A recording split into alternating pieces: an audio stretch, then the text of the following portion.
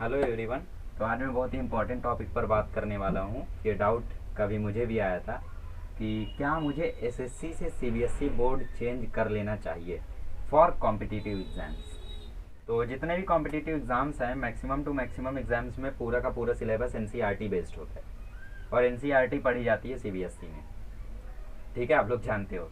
और इसीलिए लोगों के मन में डाउट रहता है कि क्या हमें एसएससी से सीबीएसई चेंज कर लेना चाहिए या फिर नहीं, है ना। बिकॉज चेंज कर लेंगे बहुत अच्छी बात है, उनका कॉम्पिटिटिव एग्ज़ाम आराम से क्रैक हो जाएगा। मतलब जो सिलेबस उनके 11th-12th में रहेगा वही सिलेबस उनके एग्ज़ाम में भी रहेगा। अरे वही सिलेबस तो एसएससी में भी है, क्यों परेशान हो इतना। ठीक है, तो अगर मुझसे एक वर्ड में आंसर जानना चाहते हो, मैं बोलूँगा नो, और छोटा सा नहीं बड़ा सा नो। ठीक है, ऐसा नहीं है कि मैं कोई ऑप्शन दूँ कि ले सकते हो ये कंडीशन पर, वो कंडीशन पर नहीं ले सकते हो, ऐसा कुछ नहीं है। मैं नो बोलूँगा और इसके सारे कारण अब मैं बताने वाला हूँ। आपने अगर सिर्फ यस या नो जानना चाहते थे तो आप लोग अब जा सकते हैं और मत लीजिए। ठीक है, देखो, एसएससी से सीबीएसई बोर्ड अगर आप चेंज करते हो तो सबसे पहले आपका पूरा का पूरा सिलेबस चेंज हो जाएगा।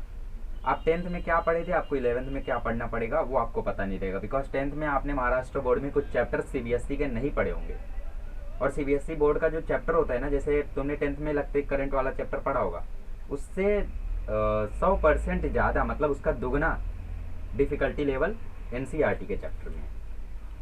ठीक है, जितना इजी न्यूमेरिकल आप में रहता है उससे हार्ड न्यूमेरिकल उनके सिलेबस में रहता है। तो कभी भी ऐसा मत चेंज कर लेना।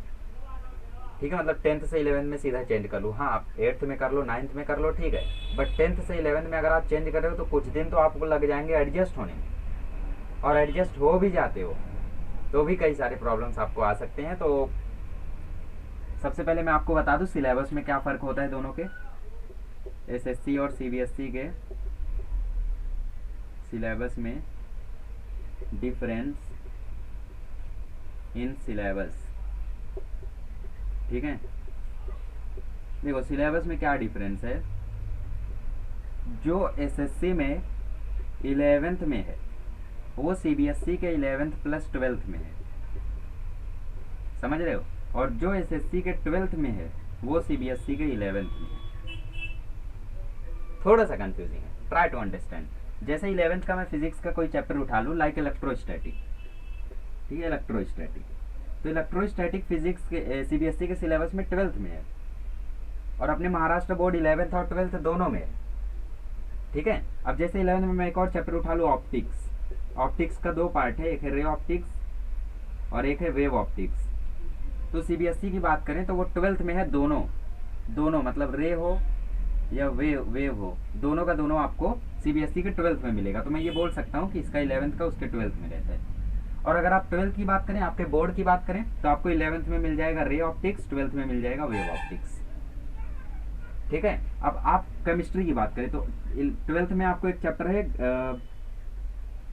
ग्रीन केमिस्ट्री, या फिर केमिस्ट्री इन एवरीडे लाइफ।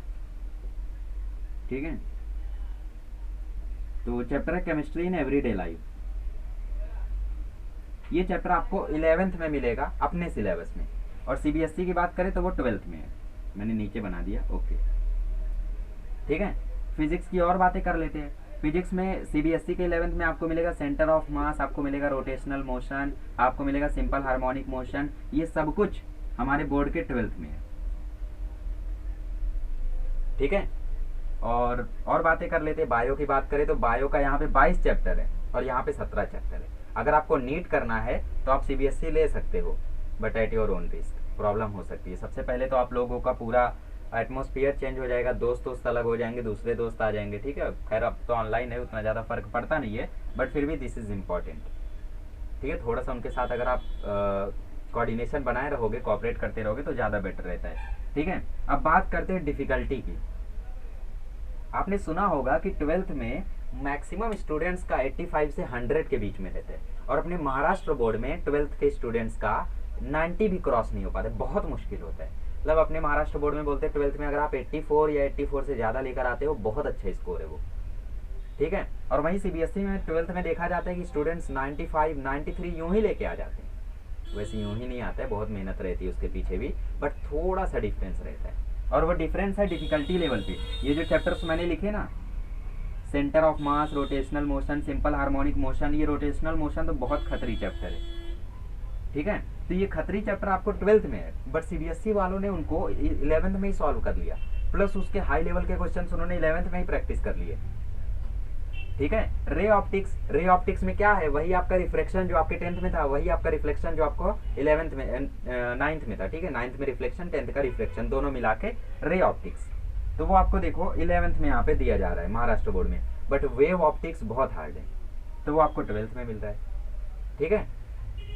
तो ये सारे चैप्टर्स जो हमको 12th में है मैक्सिमम टू मैक्सिमम, वो सीबीएसई को 11th में। कुछ चैप्टर सेम है, देखो मैं अगर ऐसे लिखना चाहूँ तो 70% चैप्टर्स जो एसएससी बोर्ड के 11th में हैं वो सीबीएसई के 11th में हैं, बट 30% चैप्टर्स जो इसके 11th में उसके 12th में हैं। और कुछ चैप्टर्स ऐसे हैं जिनका महाराष्ट्र बोर्ड में आधा पार्ट इस साल है, आधा पार्ट अगले साल है, बट सीबीएसई बोर्ड में अगले ही साल टोटल पार्ट है, जैसे ऑप्टिक्स, ठीक है।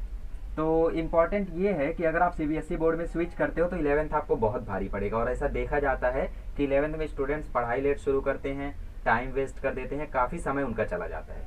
तो अगर आपका समय चला गया, सपोज आपने सीबीएसई में स्विच किया और किसी कारण की वजह से आपने सितंबर में पढ़ाई चालू की, अक्टूबर में पढ़ाई चालू की, बहुत मुश्किल हो जाएगा रिकवर करना, याद रखना। आप अगर 11th महाराष्ट्र बोर्ड के सिलेबस की बात करें तो वो सिलेबस 2 मंथ में किया जा सकता है, एटलीस्ट कॉन्सेप्चुअल बेस्ड, मतलब कॉन्सेप्ट आपको पूरे समझ में आ जाएंगे, भले उसमें एक्सरसाइज आपको याद ना हो, न्यूमेरिकल सारे ना आए, बट कॉन्सेप्ट सारे क्लियर हो जाएंगे। बट सीबीएसई की बात करें तो इतना ईजी नहीं है। हाँ, 3 मंथ में पढ़ाया जा सकता है, 3 मंथ या 4 मंथ, बट वो 4 या 5 मंथ में पढ़ा नहीं जा सकता, इसके लिए आपको कम से कम 7-8 मंथ चाहिए, ठीक है। तो ये कुछ चीज़ें थी जो आपको समझ के रखना है। और अब मैं आपको लास्ट में एक बहुत ही बढ़िया सा सिलेबस पूरा बता देता हूँ कि कौन कौन से चैप्टर्स अलग अलग हैं। और chemistry in everyday life, chemistry in everyday life ये आपको 12th में मिलेगा, आपको 11th में मिलेगा, बोरिंग चैप्टर है बहुत, ठीक है। और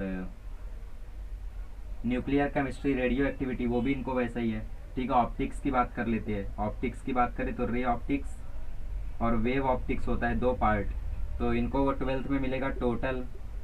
थोड़ा हार्ड चैप्टर है, मतलब लंबा चैप्टर है। और इनकी बात करें तो रे 11th में है, वेव 12th में है, बोर्ड की बात करें तो, ठीक है। बोर्ड का देखो अपना कितना फायदा है, मतलब वो लेवल सेट कर रहा है, समझ नहीं रहे हो तुम। देखो इलेक्ट्रोस्टैटिक की बात करें, 11th में वो बेस सेट कर रहा है, कॉन्सेप्ट दे रहा है, 12th में वो हार्ड लेवल पे लेकर जाएगा। ये सब चैप्टर्स कब समझ में आएंगे, जब तुम्हारा दिमाग थोड़ा डेवलप हो। अभी तुम 10th क्लियर करके निकले हो, तुम simple harmonic motion, rotational motion के हार्ड क्वेश्चन नहीं सॉल्व कर सकते, ठीक है। तो इसीलिए हमें ये 12th में ये बहुत अच्छा फायदा है। अगर आपने अपना 11th वेस्ट कर दिया है, सपोज अभी 1 ही मंथ बाकी है अप्रैल को, मार्च में आप जागे और आपने सोचा यार मेरा पूरा वेस्ट हो गया, अब मैं क्या करूं, गारंटी देता हूं 1 मंथ में कॉन्सेप्चुअल कंप्लीट कर ले जाओगे, मैथमेटिक्स को छोड़ के फिजिक्स केमिस्ट्री आसानी से कंप्लीट कर ले जाओगे, ठीक है। इतना ईजी सिलेबस है अपना 11th का, बट सीबीएसई का 11th काफ़ी हार्ड है। तो अगर चेंज करते हो तो हार्डनेस में प्रॉब्लम आ सकती है, बहुत ज़्यादा तो नहीं आएगी, बट फिर भी आपको चेंज नहीं करना चाहिए, ठीक है। बिकॉज आप महाराष्ट्र बोर्ड से, मतलब मैं ये भी बताऊंगा कि आप महाराष्ट्र बोर्ड और एनसीईआरटी दोनों को कैसे मैनेज करो, ठीक है। ये सारा सिलेबस में फ़र्क है। बाकी मैथमेटिक्स में भी है थोड़ा, बट वो ज़्यादा नहीं है, 1 ही चैप्टर 2 ही चैप्टर का फ़र्क है, जो कि इतना ज़्यादा मैटर नहीं करता है, ठीक है। तो यही थोड़ी बहुत चीज़ें थी कि 30% सिलेबस जो होता है एसएससी का 11th में, वो 12th में है सीबीएसई में, और सीबीएसई का जो 70% सिलेबस 11th का है वही सेम एसएससी का है। तो ज़्यादा डिफरेंस तो है नहीं, जो कॉन्सेप्ट वहाँ पे है वही कॉन्सेप्ट यहाँ पे है। 1-2 कॉन्सेप्ट जो अधूरे रह जाते हैं वो आपको एनसीईआरटी से पढ़ना होगा, दैट्स इट। और अब मैं ये भी बता दूंगा आपको अगले वीडियो में कि कैसे आपको एसएससी बोर्ड और एनसीईआरटी दोनों को मैनेज करना है for competitive exams like NEET, JEE, MST, CT and others, ठीक है। चलिए, थैंक यू सो मच।